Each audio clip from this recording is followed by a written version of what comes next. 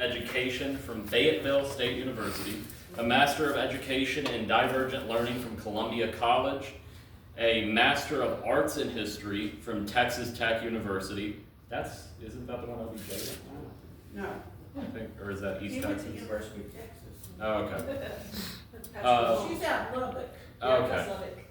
Master of Education in Educational Leadership from School Administration at Citadel, and a specialist degree in education from the Citadel as well. So without further ado, because you're all tired of hearing me talk by now, please welcome Sylvia Wright, please.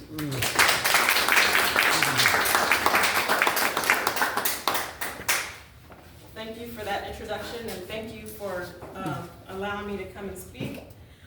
Just to piggyback really quickly before I get into what I have prepared for tonight, I spoke to a teacher yesterday, and she was talking about the rallies, how she felt inspired, that she didn't know there were as many people like her. So for you to say that, it just spoke to what she said. So even if it is just 17 people, people saw it, and it's going to do nothing but grow.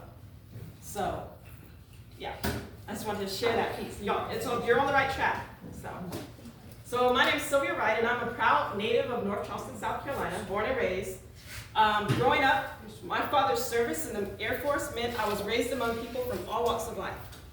But no matter where we lived or what challenges we faced, one thing was constant: my parents' belief that education is the key to a better future. Mm-hmm. I remember the teachers who stayed after school to help me succeed. I remember the counselors who encouraged me to dream bigger. I remember what it felt like to be seen, supported, and believed in. I'm living proof that public education changes lives because it changed mine. So today I stand before you, not just as a candidate, but as an experienced educator who has spent years working alongside students, families, and fellow teachers. The educational landscape has changed, but the educational system in South Carolina is the same. So my vision for the students of South Carolina is a world-class education that prepares all students to compete in a global society. That means fully funding public education in order to increase access to advanced courses, innovative courses, STEM, so science, technology, engineering, mathematics, dual enrollment, vocational training, and apprenticeships. And I wanted to pause there for a second because I looked at the data from Abbeville High and Dixie High, and I noticed at Abbeville High, 0% of students are enrolled in advanced courses. And at Dixie High, 6.5%. So we're talking about 7 students at Dixie High out of all, I think it's like 200 and something students. So it's important that we get more students in those advanced classes because that's that college career readiness path. I was looking at the data for the school. So increasing access to those classes. Provide fair and livable salaries and benefits for teachers working in both rural and urban communities, because we cannot do this without high quality teachers in every community. Extend access to arts integration and language immersion programs in every school district. Some schools have it, some districts don't. In order for South Carolina to grow, everybody needs to be on board. All kids need to have access.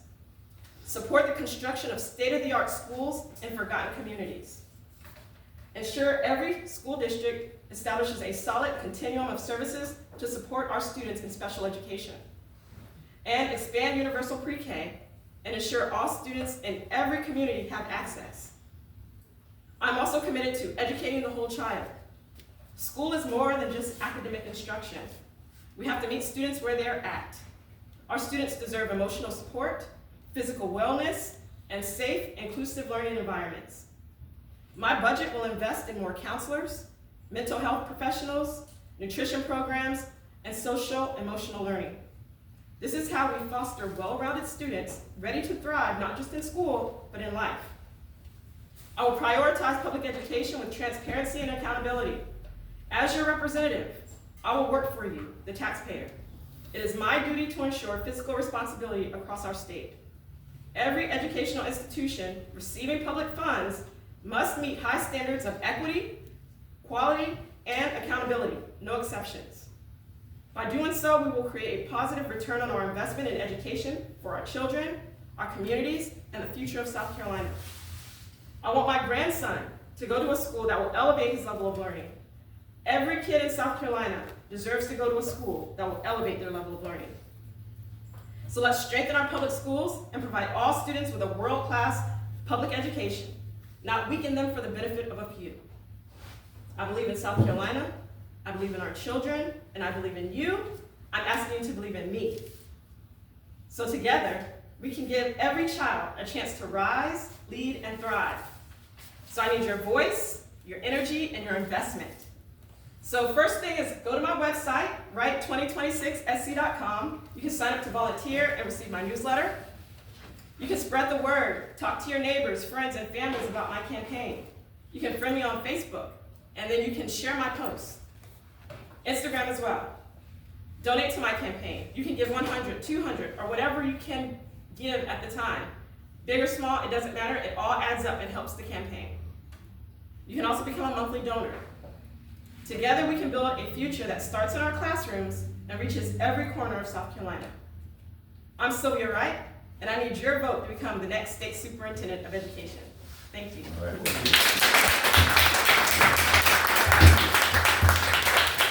Now question and answer. What questions do you have for me? Yes, ma'am.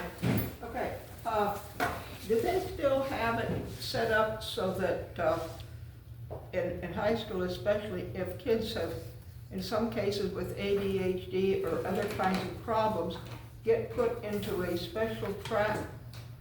And I know a few years ago when I was counseling and doing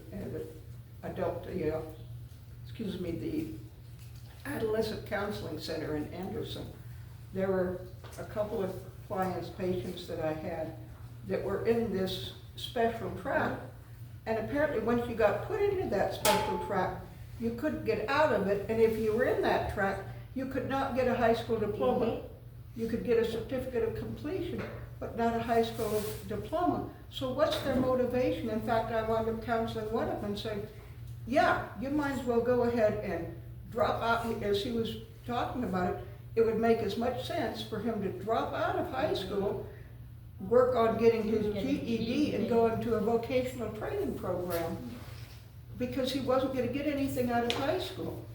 Is that still the case, that once they get put into this track, they're stuck there? I've got a young woman living with me now who's 26.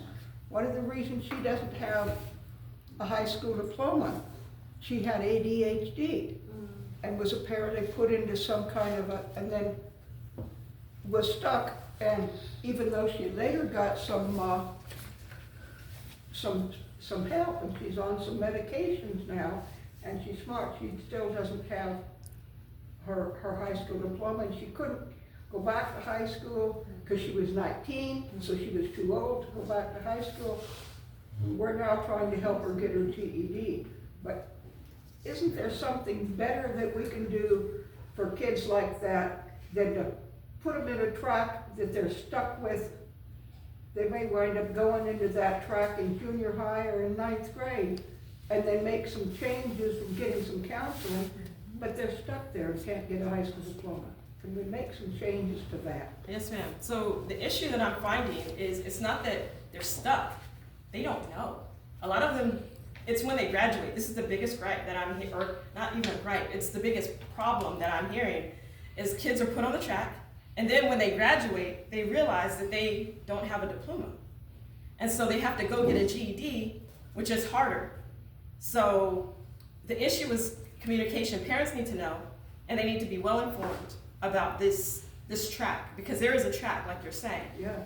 Another solution to this that I'm seeing is they're starting to create, the State Department, there are some pilot programs that I want to continue, and this is one of them. So what they're doing is they're taking like those vocational courses, pairing them with like English and math, and creating an innovative course for students. So that way it's not that traditional track or that CP track, it's a track that helps them move towards, like